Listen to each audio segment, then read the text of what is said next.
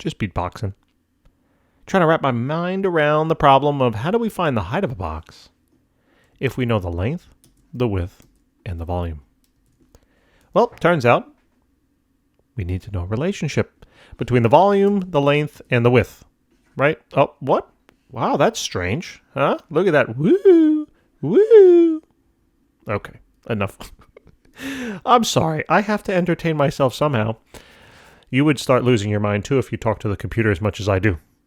Anyway, where was I? We need to know a relationship between the volume, the length, the width, and the height, which is what we're trying to find. And it turns out that they're related via the following mathematical formula, that the volume is equal to the length multiplied by the width, multiplied then by the height. That's an interesting W. To find then the height, right, we would have to divide out the length and the width from both sides, okay? Notice how I start with a big concept of what is the volume, and then I realize, oh, to find the height, I just have to do a little algebraic manipulation. And that's then going to equal the volume divided then by the length times the width. So in order to find the height, I need to know these three things. And they did tell me the three things, but, you know, they're not the nicest because they didn't give me, like, values, right? They gave me x's and stuff. But that's no big deal because it doesn't change the theory. It doesn't change the concept. We take the volume and we plug it in. 10x cubed plus 30x squared, hopefully I don't make a copying mistake, minus 8x plus 24. Gotcha! Haha! I did that one on purpose. Minus 24. All right? You're like, what is this guy on? Just a lot of coffee. That's all I have this morning. A lot of coffee. Anyway, coffee. Hey, from New York. Anyway, you're going to take, wow, what is going on? This coffee is great today. I don't know. Wow, extra caffeine today. You're going to take then the length, which is 2, and you're going to multiply it then by the width, which was x plus, I don't like that little thing. It looks like a minus. Don't worry about that. I just can't erase it because then the box goes, anyway. Multiply it by the width. So that's going to be 2 plus, what? X plus 3. Right. Oh boy, this one's a winner.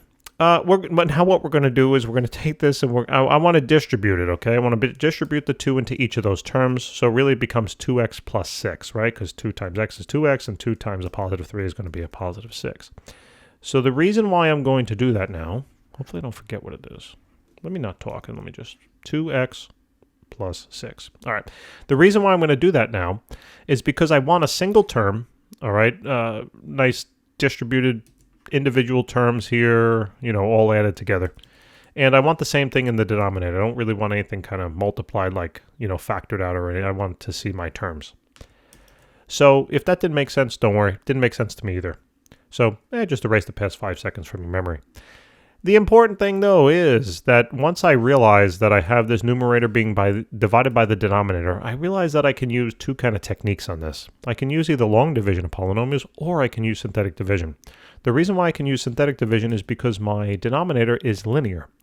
It's some x term plus a constant. All right. If this were x squared, well, synthetic division goes out the window, and you're going to have to do long division. Now you might say, well, how do you know that? That's the benefit of doing thousands and thousands of problems. Or I don't expect you to do thousands of problems, but that's the benefit of doing a lot of examples, right? Especially in math, you're looking for patterns, all right? And the only way to detect patterns is by doing practice. I mean, you have to be engaged in it, no matter what it is, all right? So practice is key. Now, anyway, I realize that I can use 2 techniques. I'm going to use synthetic division on this problem just to make my life a little easier. So let me set it up. Bam. So what I do with synthetic division now is I'm going to look at my numerator, all right? That's known as the dividend. And I'm going to look and see each term, what each coefficient is of the x cubed, x squared, x, and constant term.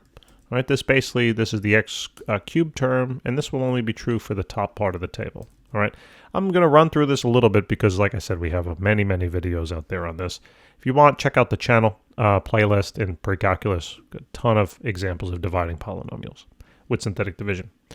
So what I'm going to do is I'm going to take the coefficient then of the 10. Well, that is the coefficient.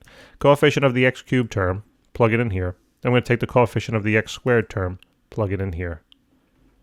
Coefficient of then the x term, you got to take the negative with it, so that's a negative 8. And then the constant is a negative 24. Cool.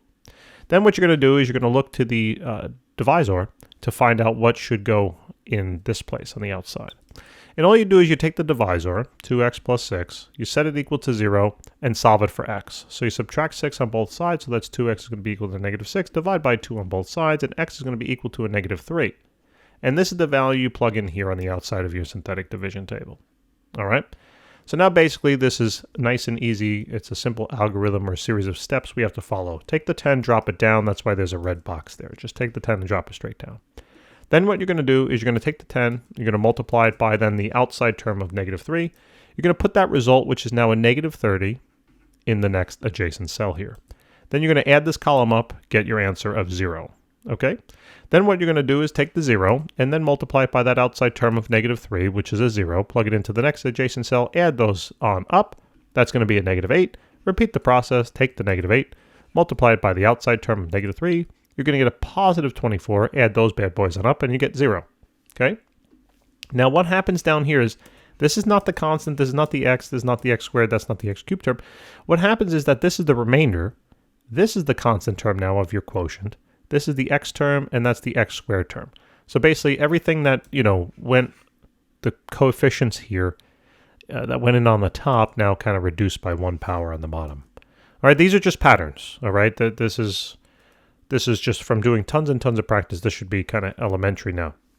So what we want to do is we want to realize, well, this is now our quotient, okay? These are the coefficients of the quotient. So it's really 10x squared plus 0x minus 8, because that's constant, then plus the remainder. So the remainder is 0. Now technically what you do is you take the remainder and you divide it then by whatever the denominator was of your original division problem. So it would be 2x plus 6. Now there's certain things we can kind of simplify here. This 0x, you don't need to write it, and 0 divided by anything, I don't care what it is going to be 0. So overall then it becomes 10x squared minus 8. Now you can, if you feel up to it, you want to factor out a common term here of 2, go for it. Be my guest. Be my guest, be my guest. Great movie. I haven't seen that now that I have kids. I haven't seen that in like, however many years, I don't know, 25 years, maybe more. But great movie. I mean, really, sad what happens to the beast.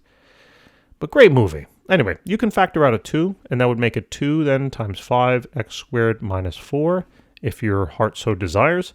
It doesn't really make a difference. Either one of those is a valid answer then for the height. Okay? But anyway, ladies and gentlemen, that's all there is. That's all I got for you here. So that's how you would find the height of the box. One of those two terms. Great. Thanks for tuning in. I really do appreciate it. Thank you so very much, ladies and gentlemen, for all of your support. It really does mean the world. Oh, my God. It's going to be a long day. I can't even speak. This is the first video of the day. And, right. Anyway, wish me luck. Wish me luck today. All right? Hopefully it goes well. I spilled half my coffee, too, this morning, so maybe that's why I'm a little off. You ever have that happen to you? Kind of where, like, things in the morning, like, don't go, like, exactly right. Like, you're fumbling over something, and then, or whatever the case is, and you're like, oh, no. Right? Then the day winds up, something happens, and it's like, oh, yeah, of course, it should have happened. I spilt my coffee this morning. I wonder if there's something to that, or if it's just like, I don't know, coincidental. What do you think? I don't know. Why am I still talking? Not really sure. I have no friends. Guys, thanks for tuning in. I appreciate it. Look forward to helping you with more problems. Take care.